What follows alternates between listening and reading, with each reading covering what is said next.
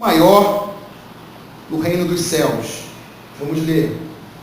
Naquela mesma hora, os discípulos se aproximaram de Jesus, perguntando: quem é o maior no reino dos céus?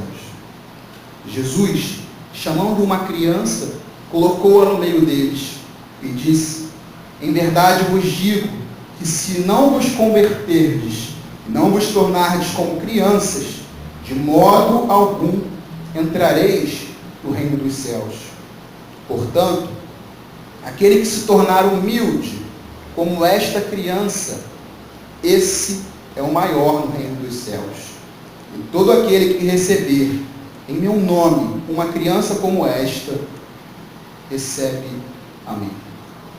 Queridos, esse primeiro versículo deixa bem claro que, embora os discípulos já estivessem caminhando com Jesus há um certo tempo, diria eu que até cerca de 2 anos, estando com Jesus 24 horas por dia, ouvindo Jesus ensinar, vendo Jesus curar, vendo Jesus realizar milagres, aprendendo ali ao lado do Mestre, eles ainda dispunham de uma mentalidade mundana.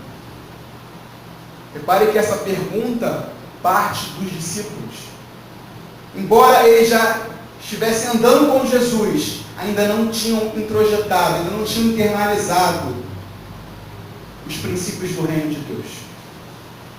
A mente deles ainda não tinha sido renovada, eles não tinham assinalado esses princípios. Por quê? Porque uma pergunta dessa traz consigo algumas motivações: competição, rivalidade e disputa. Nós vivemos num mundo extremamente competitivo. Estou falando alguma mentira? O mercado de trabalho, cada vez se ouve mais dizer que é competitivo, que é difícil, que é o melhor que vence, que é cada vez mais rigoroso, mais exigente. Então você tem que ter faculdade, pós-graduação, MBA, especialização, experiência, falar 2, 3 idiomas, sacar de informática, é uma série de requisitos. Para que no final da entrevista, do processo seletivo, vença o melhor, entre aspas. Ou aquele que foi indicado, também tem disso. Desde pequeno nós somos doutrinados a agir a partir desse espírito de competição. As crianças brincam já quem é o mais forte na queda de braço. Quem é que vai chegar lá primeiro? Os meninos, desculpa aqui os termos, brincam quem tem um órgão maior, ou quem demora mais tempo para urinar. As meninas, quem tem um cabelo mais longo, mais liso, ou o cabelo mais bonito. E aí crescem, chegam na juventude, é quem pega mais garota, quem fica com mais menininhas, quem é o mais namorador, quem é o garanhão. E pasmem, na idade adulta, a mentalidade competitiva parece que só aumenta. A disputa é para ver quem tem mais bens, para ver quem tem mais sucesso, para ver quem tem a melhor casa, a casa mais luxuosa, com os melhores móveis, com as melhores mobílias, com o maior conforto, o melhor carro, o carro que corre mais, o carro que tem mais cavalos no motor, a esposa mais bonita, o maior cargo na empresa, mais status. Tudo é competição. E aí, o mundo gosta muito de falar sobre meritocracia. E a gente cresce achando que tudo é pelo nosso mérito. Porque quando você fez uma besteira quando era criança, seu pai ou sua mãe foi lá e te corrigiu, te deu um castigo, ou te deu um tapa, ou te deu uma bronca, porque você fez algo de errado. Mas quando você fez algo bom, tirou uma nota boa na escola, ele foi lá e aplaudiu, te deu um reforço. Só que no mundo espiritual, no reino de Deus, nós não conseguimos nada pelo nosso mérito. E aí de nós, se fosse pelo nosso mérito, porque a gente estaria lascado. É tudo pela graça. E você sabe o que é a graça? É o favor imerecido. É você dar um presente a alguém que merece um castigo. É você dar liberdade a quem merecia prisão. Quando Deus resolve te abençoar, Ele não te abençoa pelo seu jejum, pelo seu dízimo, sua oferta, a quantidade de horas que você passa em oração. Ele te abençoa pelo que Cristo fez na cruz. Nós hoje somos justiça de Deus. Ele olha para nós e vê a cruz. Porque o Senhor Jesus trocou de lugar conosco. Sobre ele foi imputado a nossa sentença. O nosso castigo caiu sobre ele. E hoje nós somos justificados por isso. Pelo sacrifício de Jesus. Então não é pelo nosso mérito. Nada que você fizer vai fazer com que Deus te ame mais ou te ame menos. Ele vai continuar te amando. Isso é revolucionário. Porque nós nunca vamos ser plenamente realizados se dependermos das nossas ações. Você sempre vai vacilar. Você sempre vai deslizar. E aí, se for pelo mérito, a casa cai. Mas como é pela graça, tudo coopera para o nosso bem. Amém? Queridos, onde há competição, não há espaço para compaixão. Eu vou repetir. Onde há competição, não há espaço para compaixão. Porque você sempre pensa em si primeiro. É o egoísmo sempre. É farinha pouco ou meu verão primeiro. Eu preciso conquistar o que eu quero, o outro que se dane. Então não há espaço para você poder ajudar o outro, se importar com o outro, se enxergar no outro. Logo, o reino de Deus não opera com essa lógica. A graça de Deus, ela nos nivela. Lá em Romanos diz que todos pecaram e que todos carecem da graça de Deus. Logo, todos nós somos iguais. Só que ao mesmo tempo que somos iguais diante de Deus, nós somos diferentes. É um pouco paradoxal. Como Jesus, ele era 100% homem e 100% Deus. É como Deus, que é 3 em 1. É Pai, Filho e Espírito Santo, mas é um só. É Deus. Ambos são Deus. Assim nós somos todos iguais, semelhantes. Mas ao mesmo tempo temos as nossas peculiaridades, as nossas idiosincrasias, as nossas particularidades, o nosso jeito de ser. O dom que Deus me deu não deu a você. O dom que Deus deu a você não deu a mim. E isso não faz com que sejamos melhores ou piores, mas com que um precise do outro. Com que haja complementariedade entre nós. Então as nossas diferenças não fazem melhores, maiores, menores ou piores. Nos fazem servos um dos outros. Já pensou se todo mundo fosse igual? O mundo seria uma chatice, né? Mas o que mais me chateia, irmãos, é saber que essa competição, esse espírito de rivalidade, de disputa, entrou na igreja. Você vai a algumas igrejas, e Deus tem me dado o privilégio de ser convidado para pregar em algumas igrejas, da Reina e de outras denominações. Ou então, quando eu vou visitar, recebo algum convite, e você vê em alguns lugares a igreja como se fosse um clube social, e as pessoas como se estivessem num desfile de moda. As mulheres como se estivessem numa passarela para ver quem está mais bela, mais exuberante. Os homens para ver quem tem o sapato da hora, a gravata mais chique, o terno da grife e tal. Isso entrou no meio da igreja, gente. Eu conheço um caso que o irmão foi comprar um carro, porque todos os outros irmãos estavam andando naquele carro. Ah, todo mundo aqui andando de Azira, então eu vou comprar um Azira. E não tinha dinheiro, parcelou em 8 milhões de vezes o carro, só porque as pessoas estavam andando de Azira. Aí a disputa para ver quem canta melhor, quem prega melhor, quem toca melhor. Você vê pastores se degladiando por horário na televisão. E aí é briga para ver quem tem o maior templo, quem tem mais membros. Um constrói uma sede, o outro vai e constrói um templo de Salomão, o outro constrói a cidade, aí daqui a pouco o outro vai construir o país da igreja dele. Para ver quem tem mais, quem é melhor. E pasmem, tem líderes que não se satisfazem com aquele título que tem. Bispo já não é mais o suficiente, agora eu vou ser apóstolo. Não, apóstolo já não basta, agora é patriarca. Não, patriarca ainda está pouco, agora é sumo sacerdote. Daqui a pouco o cara vai ser vice-deus, semideus. Já teve um que disse que era a 4ª pessoa da Trindade? Porque o Segundo ele, teve uma reunião no céu, né? E aí o pai estava falando, não, porque eu enviei o filho. E aí não deu muito certo, eu enviei o Espírito Santo. E o Espírito Santo também não está dando conta. Agora eu vou enviar você, fulano de tal. E quanto a isso, na maior cara de pau. E as pessoas acreditam, aplaudem e dão glória a Deus. E aí parece que o dom que Deus dá para que a gente sirva aos irmãos não é valorizado, mas o que é valorizado é o título. E aí eu brinco que parece uma hierarquia militar de patentes. Não entra na igreja, membro, aí vai, assistente, obreiro, diácono, presbítero, pastorista, pastor, bispo, apóstolo, como se fosse uma escadinha, uma hierarquia, quase um plano de carreira. Gente, o reino de Deus não funciona assim. Deus nos dá dons para servirmos. E o dom que Ele te dá não é melhor ou pior do que o dom que Ele deu a terceiro. É simplesmente para que haja essa complementariedade.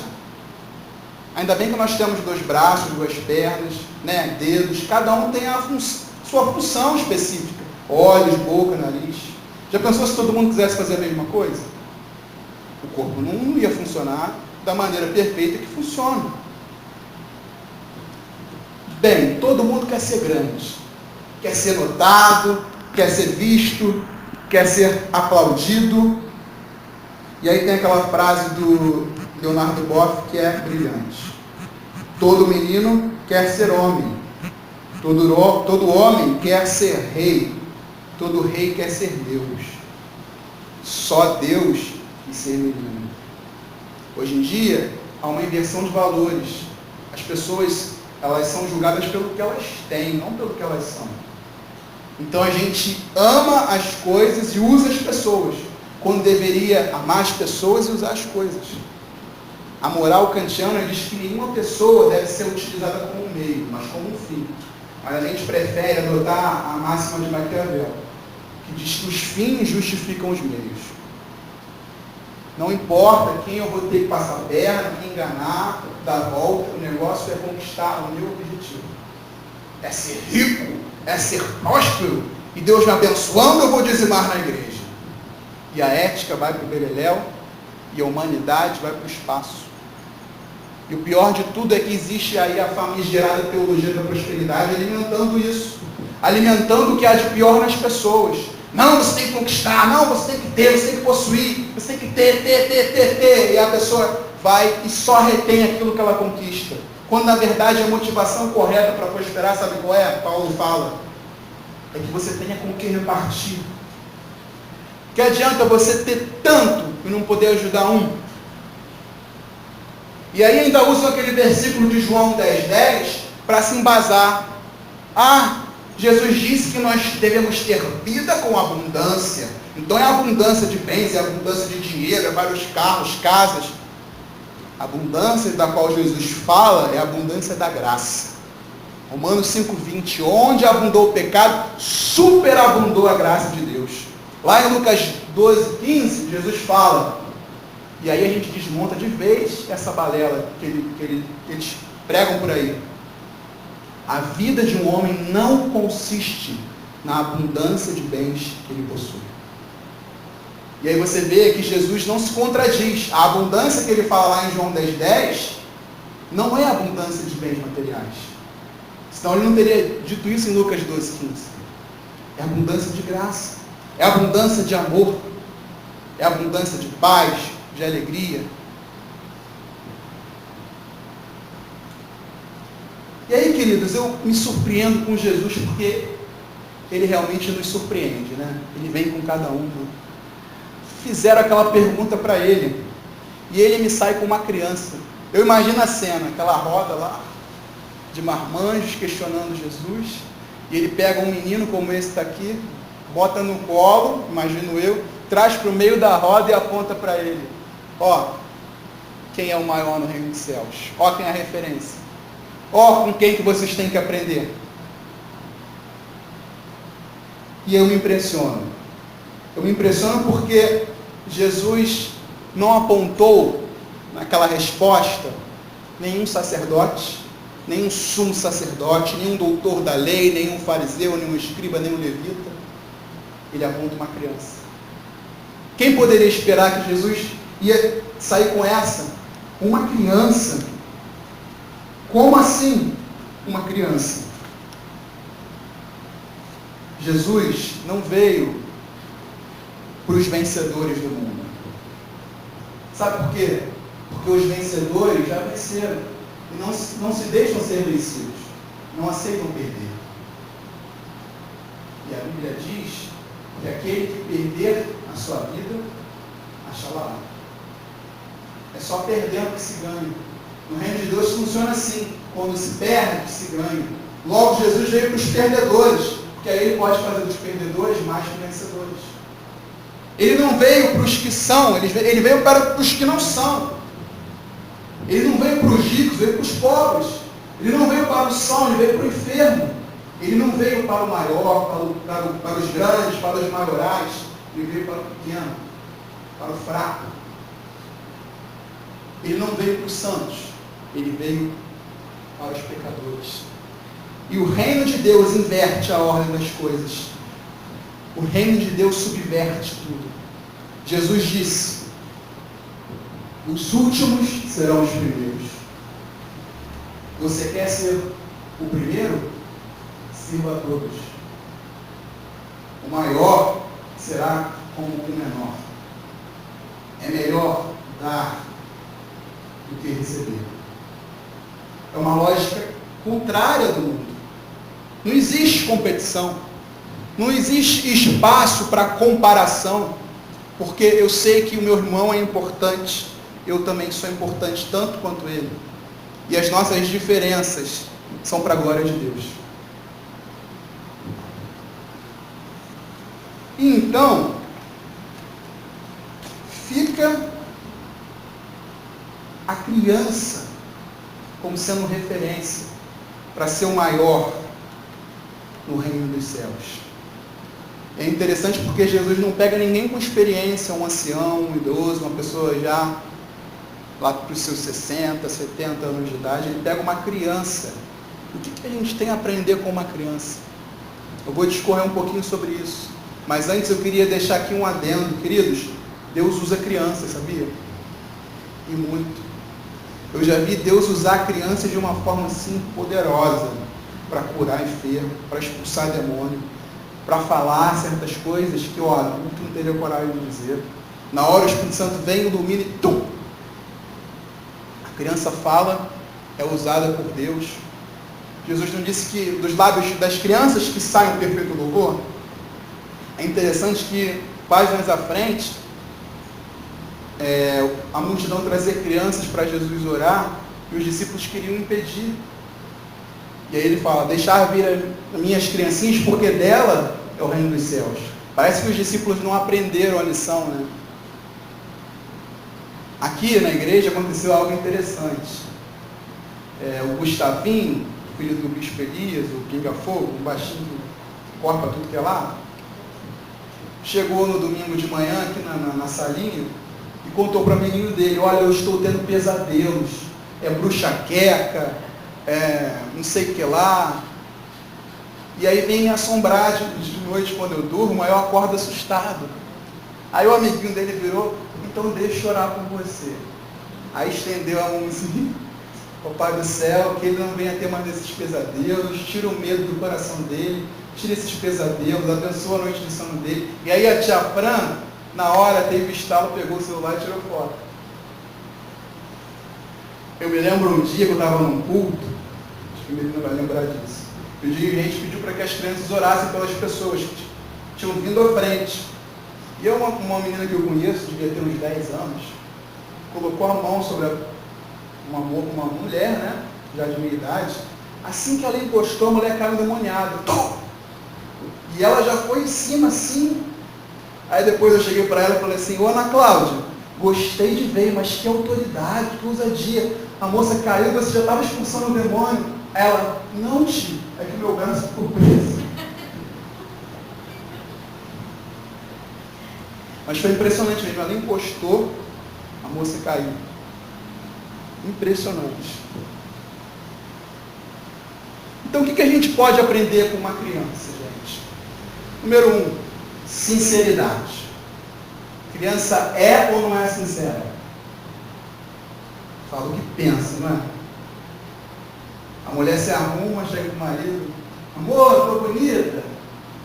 Ah, amor, tá lindíssima. Aí chega pro filho, mamãe tá bonita? Aí o filho fala, mamãe, tá legal não. A criança fala.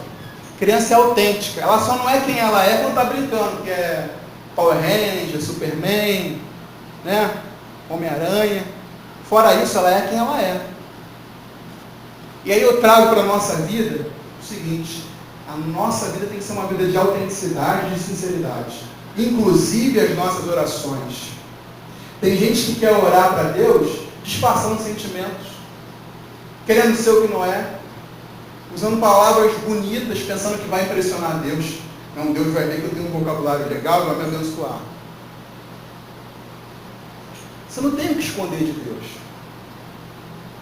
E aí tem gente que pode até me acusar de herege, mas se você pegar o livro de Salmos, ele traz as orações mais sinceras que você pode imaginar.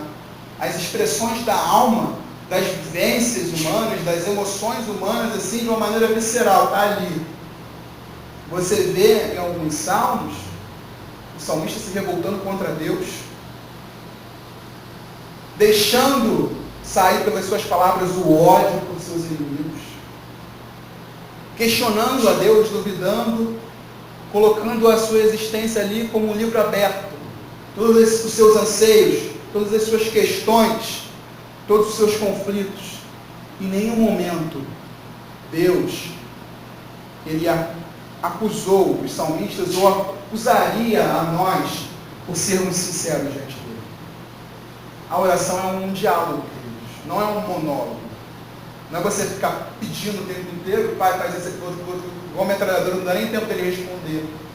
Jeremias 33:3 diz, clama a mim e responderei. Ou seja, tem pergunta e tem resposta. Você fala e você ouve. Mas é um diálogo de coração aberto. O que Jeremias diz? Buscar-me-eis e me encontrareis, se me buscareis de todo o vosso coração. Não é com falsidade. Jesus fala que quando a gente vai orar, deve fechar a porta do quarto e orar em secreto. O Pai que em secreto vê, vem nos recompensar também de maneira secreta. Isso é intimidade. Quando a porta do quarto está fechada, você pode falar o que você quiser. Claro, não é desrespeitar Deus, mas é esse esforço que está no teu coração. Jesus disse que não é pelo muito falar que seremos ouvidos, nem pelas orações vãs e repetitivas, mas é sendo sincero, como uma criança. Papai do céu, é isso. Olha, naquele momento eu senti raiva, naquele momento eu quis enganar fulano, naquele momento eu pensei que o Senhor tinha me abandonado. Deus não vai te julgar por isso. Muito pelo contrário. A Bíblia diz que nós não temos um sumo sacerdote do qual não possa se compadecer das nossas necessidades. Tudo que você sentiu, tudo que você está passando, Jesus um dia passou. Então ele pode se compadecer. E ele se compadece. Outra coisa interessante, as crianças têm curiosidade e vontade de aprender, não é verdade? Tem uma fase chata que é: tio, por que isso? Mamãe, por que aquilo outro? Mas por quê? Por quê? Por quê? Por quê? É tanto porquê, mas é engraçado porque a criança ela é curiosa, ela está querendo aprender, ela está querendo descobrir o mundo, saber como as coisas são, como elas funcionam. E às vezes, com o passar dos anos, nós perdemos essa vontade de querer aprender. Achamos que já vivemos tudo, que sabemos de tudo. São os famosos xícaras cheias. Tem gente que acha que a xícara já está lá em cima, está transbordando, não tem mais nada para aprender. Não, eu sou muito experiente, já vivi um bocado, não tem coisa que eu não saiba. E aí perde-se a oportunidade de aprender. E cada minuto das nossas vidas é um momento de se aprender. Do começo ao fim, até o último dia da nossa vida, será um dia de aprendizado. O ser humano é um ser que aprende. O problema é que muitos não querem aprender. E aí, outra coisa interessante, e é, assim, um exemplo para nós. A criança confia plenamente na palavra de seu Pai. Eu acho interessante quando o bispo diz que a nossa relação com Deus não é sindical, de você ter que reivindicar seus direitos, colocar Deus contra a parede, se não fizer eu também não te sirvo mais, tem que fazer do meu jeito, eu determino assim, sabe? Não, é filial. Filho respeita o pai, honra o pai, obedece o pai, mas tem o direito de pedir, tem o direito de se achegar ao pai. Então nós somos filhos de Deus. A Bíblia diz que Jesus deu o poder a todo aquele que cresce nele, que fosse feito filho de Deus. Nós somos filhos de Deus. E como filhos, nós temos a palavra do Pai, as promessas, aquilo que está escrito, aquilo que Ele fala conosco. Porém, muitas vezes, nós duvidamos. Uma criança, ela confia no Pai. Se o Pai falar que é verde, Pode vir Deus e o mundo falar que é amarelo, mas a criança vai falar que é verde, meu pai falou que é verde. A criança, ela não precisa se preocupar quando ela vai à escola, ela não fica pensando, será que na hora da ceia meu pai vai me buscar? Ela também não fica pensando no que ela vai comer, por exemplo, no que vai jantar. Porque quem está se preocupando com isso? O pai e a mãe. Ela confia no seu pai. E às vezes a gente não tem essa confiança, essa entrega, essa ingenuidade da criança. Deus já falou 1, 2, 3 vezes, mas a gente continua duvidando, achando que pode não acontecer. São os serais, ou então os e sis. E aí vem a ansiedade, a preocupação, a inquietação e tudo isso, quando na verdade o nosso trabalho é descansar. A Bíblia diz que tinha um pastor de ovelhas com 100 ovelhas e uma delas se desgarrou. Então ele deixou as 99 e foi atrás daquela uma. Quando ele chegou até aquela uma, ele pega, coloca nos seus ombros, traz de volta. E aí eu pergunto, qual foi o trabalho dessa ovelha que se perdeu para voltar até o aprisco? Nenhum. O pastor foi até ela, o encontrou. E aí, eu digo para você, onde você estiver, Deus te acha. Ele te encontra. Não importa o lugar onde você estiver, Ele vai ao teu encontro. Não fica com medo de dizer, mas e se eu me perder? Se você se perder, Deus vai te achar. E Ele vai colocar você nos ombros. Isto é, não requer esforço seu. E vai trazer você de volta. O papel da ovelha é o que então? Descansar. A palavra diz, aquietai-vos e sabei que eu sou Deus. A gente tem que aprender a descansar em Deus. E aí, veio um insight, enquanto eu preparava a palavra, sobre esse ser como criança, com relação ao confiar. Porque lá em Mateus 6, Jesus já fala assim, vocês não têm que ficar preocupados com o que vai comer, o que vai vestir, porque o corpo é maior do que as vestes. Vocês podem olhar ali os lírios do campo. Nem Salomão, com toda a sua glória, se vestiu como eles. As aves do céu, que não semeiam nem cegam, mas têm alimento. E aí eu lembrei, puxa, às vezes a gente fica preocupado com essas coisas. E ele diz, buscar em primeiro lugar o reino de Deus e a sua justiça, e as demais coisas vos serão acrescentadas. Gente, o evangelho é tão simples. Se a gente fosse como uma criança que acreditasse que não vai faltar porque o pai vai prover, e que não precisa se preocupar se vai ter ou não o que comer, daríamos oportunidade de ver Deus cuidando de nós, de experimentar a provisão de Deus. Mas a gente quer assumir a posição que não é nossa. Você já imaginou seu filho de 5, 6 anos pegando um terno e dizendo que vai sair para trabalhar? Que não é papel dele, ele tem que estudar. Assim somos nós. Nós queremos pegar a função de Deus e realizar. Não, quem é o provedor sou eu, então eu vou me preocupar e eu vou resolver. E aí dá com burro e na água. Não seria tão mais simples se fôssemos como uma criança que confia no que o pai diz, que descansa nos braços do pai, que sabe que o pai compra o barulho dela? Outro ponto interessante, criança tem facilidade de perdoar. Eu, quando era pequeno, tinha um vizinho chamado Ian. A gente brincava todo santo dia depois do colégio. Mas vira e mexe, a gente brigava, segue no tal. Quero mais você na minha casa, vai embora, tal. passava 2, 3 horas. Ô Ian, chega aí, vamos jogar bola. Criança tem disso, né? Briga, daqui a 2 minutos perdoa. Mas aí a gente cresce, não sei o que acontece. Entra uma dificuldade de perdoar. Mágoa, rancor, ódio, desejo de vingança. E eu te digo uma coisa. O maior prejudicado da história é aquele que não perdoa. Você pode até dizer assim, mas eu sou vítima. Tudo bem, você é vítima, mas se você não perdoar, você vai ficar preso àquela situação. A pessoa que te fez mal vai estar vivendo a vida dela. E você vai estar preso àquela situação. E Jesus diz que se nós não perdoarmos, nós não seremos perdoados no céu, gente dos céus. Assim como Ele nos perdoou, nós devemos perdoar. Isso é manifestar a graça de Deus. 70 vezes 7. Nós temos que experimentar essa experiência do perdão, porque é curador. Você sabe que tem gente que tem doenças, enfermidades, como câncer, úlcera e etc., por conta de mágoa no coração?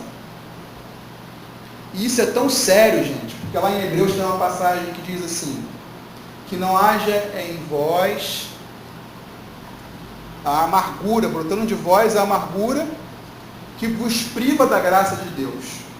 Que não haja em vós raiz de amargura que vos prive da graça de Deus. Gente, o que faz com que nós existamos, com que nós respiramos esse ar maravilhoso, com que nós venhamos chegar até a presença de Deus é a graça. O que faz Deus ouvir a sua oração é a graça de Deus. Porque se não fosse a graça, Ele não tinha obrigação nenhuma de te ouvir. Como não tem, mas pela graça Ele te ouve. Tudo é pela graça. Agora você imagina uma pessoa privada da graça de Deus. É um desgraçado. Já pensou? Ser privado da graça de Deus é uma coisa muito séria. Então, eu quero estimular, se você tem alguma questão com alguém, não espere amanhã não, porque amanhã pode ser tarde. Vá até a pessoa, mesmo que você esteja certo na história. A questão não é estar certo ou estar errado. Vá até a pessoa, peça perdão. Lá em Mateus 5, diz que se você vai trazer uma oferta até o altar, e alguém tem alguma coisa contra ti, não é você contra a pessoa, é alguém tem contra ti. Não é o que você cometeu, o que a pessoa fez contigo. Você deixa a oferta, vai até a pessoa, se reconcilia, então você entrega a oferta. Perdão cura, gente.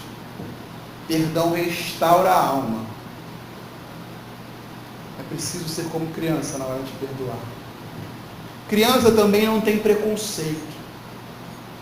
Eu me lembro uma vez, um pastor estava contando que o filhinho dele, de 6, 7 anos, estava passando na rua, junto com ele, e viu um morador de rua deitado.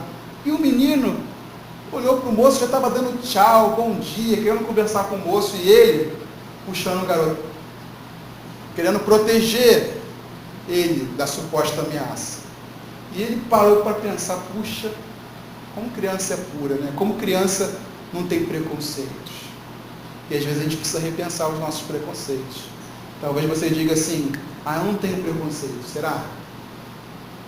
Se você pensar um pouquinho mais, certamente Deus vai te mostrar, filho, você tem preconceito com esse segmento, você tem preconceito com isso, com aquilo. E Deus ele está constantemente tratando com os nossos preconceitos. E para finalizar, as crianças são cheias de sonhos e possuem esperança de um futuro melhor. Você chega uma criança, o que você quer ser quando crescer? Eu quero ser médico. E você? Não, eu quero ser bombeiro. Não, eu vou ser jogador de futebol. Não, eu vou ser artista de cinema. Vou ser cantor, vou ter uma banda de rock. Vou ser apresentador de TV. Vou ser engenheiro, vou ser advogado. A criança está sempre aspirando o futuro, idealizando o futuro, sonhando com o amanhã. Não vejo a hora de ter 18 anos, tirar minha carteira de motorista. Não vejo a hora de começar a faculdade. E o tempo passa, parece que nós perdemos essa capacidade de sonhar.